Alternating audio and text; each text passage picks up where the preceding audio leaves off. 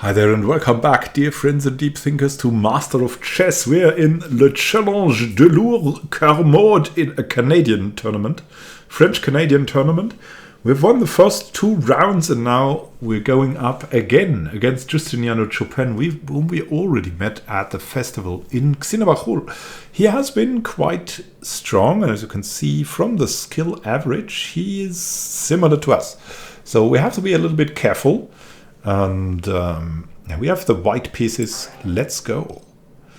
Let's go. Yeah, still he's a little bit less strong than we are.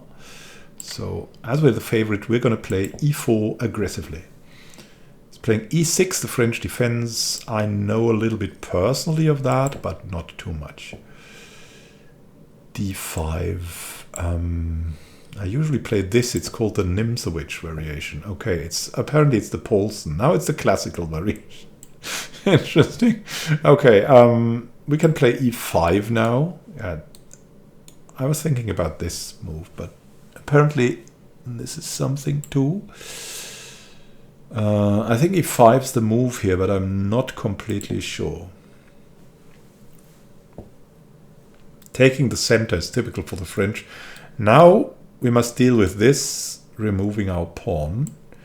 So we must strengthen the center in another way with f4 to protect this pawn.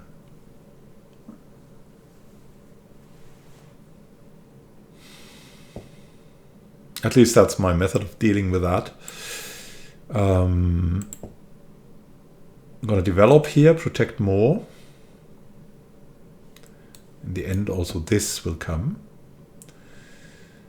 Okay, we can ignore this threat because this knight is not very good. Like, he's blocked by all kinds of pawns. And this is not a really good place for the knight. So we're just going to ignore and develop like this. This bishop also not being that good. But that kind of stops this move. So we can take that and exchange if we want to. Which would be good for us. We want to play this bishop somewhere. d3 isn't that good because of the weak d4 pawn. So on the other hand,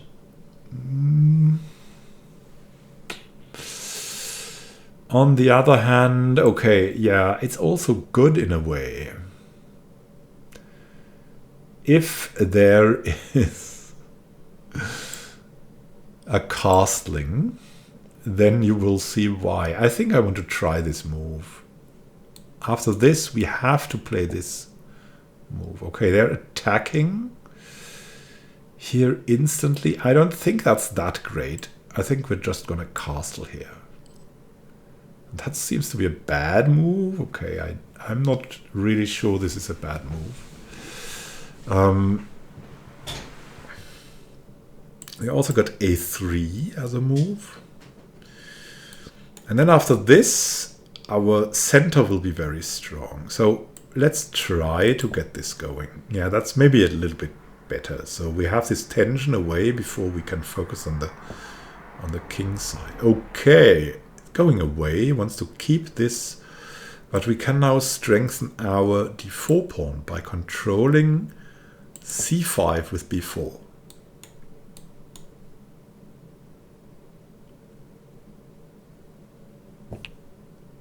Okay, this should be bad. He has just taken a pawn. He's threatening to do this though. We could take here, then this would come. If we take with a knight, we already have a threat. Going in here would be not that nice for him. It's also not terrible. I think I want to take like this. That seems to be the strongest. Now, this is a bad move because it loses the bishop. But we could also take here. King takes. Check. And then the king has to move here, I think. Or going back, yeah. This, because the queen is already protecting that, we cannot sacrifice on h7. If there was a pawn here still, then we could have probably sacrificed here. But as for now, we're just taking what we can. And that's this bishop. It's just the most solid move. Yeah, so now I think I just want a castle. I think that's the most solid move now.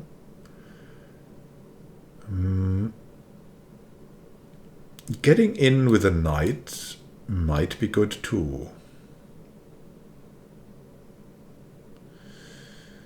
I first want to do this. Okay, he's moving back. That's terrible.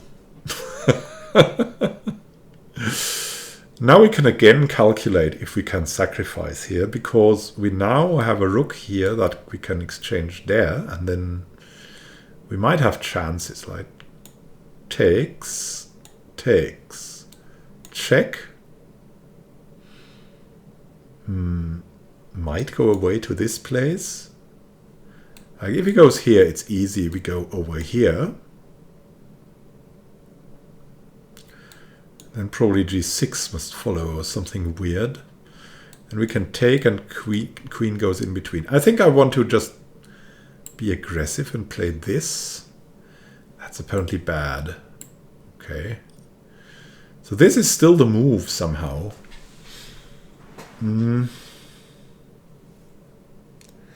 I don't believe in this move, I have to say. This move should also be kind of good.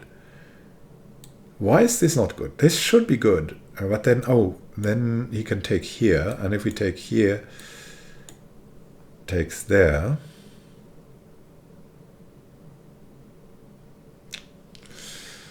What to do, what to do.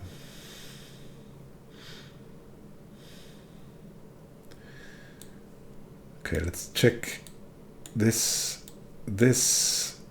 Yeah, I mean, maybe it's good. Maybe we should try this, because we can exchange the rook and bring the other rook in with tempo usually. Okay, we'll try this. Oh my goodness me. What am I doing here? What am I doing? Okay, this should be the follow-up move. That's so typical for sacrificing. Okay. Indeed, then it's fine. It's really okay. I think we can now. If we take with a queen, then we cannot come here. So it might be better to take with a king. But we can go here, here, or something. Yeah, let's take with the queen.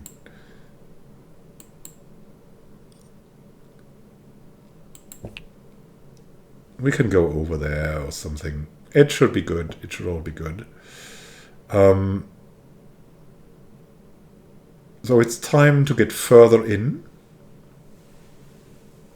Double up somehow, protect this pawn. So we'll play this. The idea going to f1 with the rook. And then, okay. And then we're just going to take this. Yeah, I mean, that's desperate sacrifices, I would say.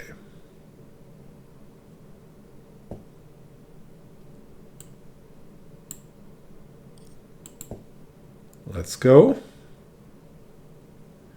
This is very close to mate now.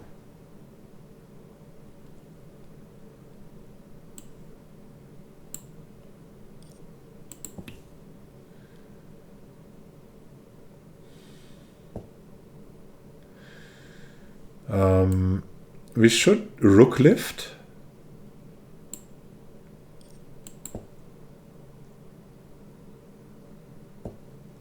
Now this is coming. We could take this, but we can also take move this.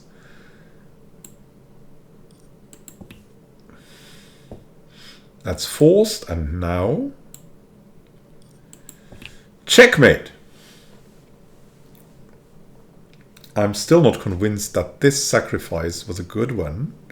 It worked well, but maybe it was. Maybe it was. Well, we beat him in 25 moves and a fancy way. I need to play this more often. I need to play these sacrifices more often. Right? Not so timid. My son really plays more bold than me. But, yeah.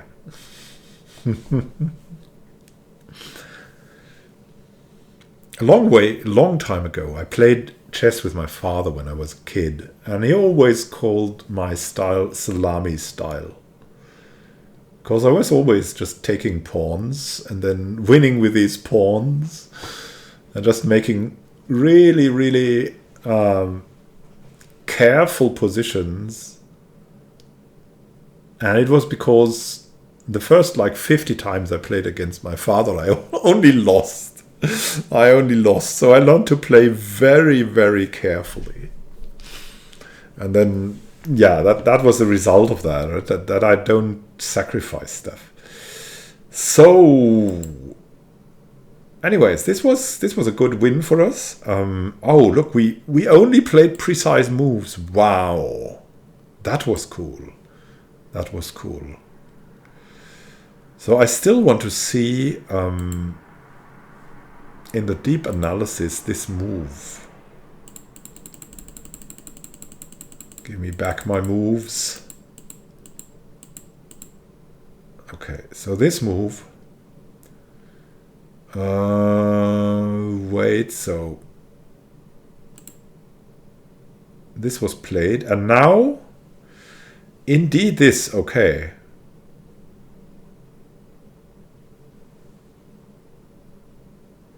Indeed, this was the best move. I didn't think that. I really didn't think that. But it doesn't make a big difference, right? But it crashes open. Oh.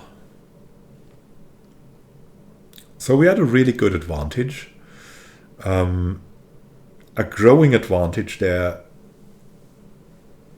Not so much from the opening. The opening wasn't fancy, but then we were growing and growing in advantage. And he played that weird bishop move. That was just bad. Castling there, that was the main mistake. The first mistake, maybe. So this was us going forward. Let's see who we're up against next. Oh, we're against Elizabeth Lafrance. We haven't played against her. She's from Canada, apparently. Let's see how the leaderboard looks. She's one of the 3-pointers. There's also Harold Rivard and Elizabeth Lafrance. We've already gained a lot of rating, and I hope that continues. We need to bag in some money from this to at least get some compensation for this extensive cost. Oh well. Let's see, so we're in round 3 now. And next is, we're up against Elizabeth Lafrance. There are, more relatively strong people. Daisy Galindo also won again. There's Timothy Myers. Are there also... Yeah, there's some 1140, things like that. Yeah. I think we're going to get some more interesting opponents. So thank you for watching. Happy gaming to you. We're going to continue in the next round up against Elizabeth Lafrance in the top duel. And Harold Rivard is going up against Gregorio Roblero. Does he have a chance? We will see. Have a great time until next time, and happy gaming. This is Immanuel Khan signing out. See you soon. Have a great time until then.